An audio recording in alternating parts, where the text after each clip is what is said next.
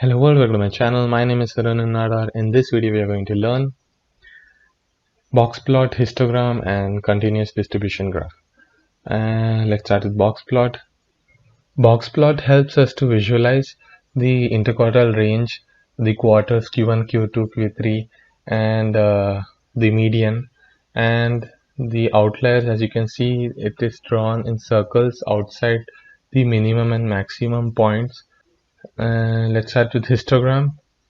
Histogram is similar to bar graph, but the only difference is that it would measure only the quantitative data set, and it has a bin size that we can vary according to our data set, and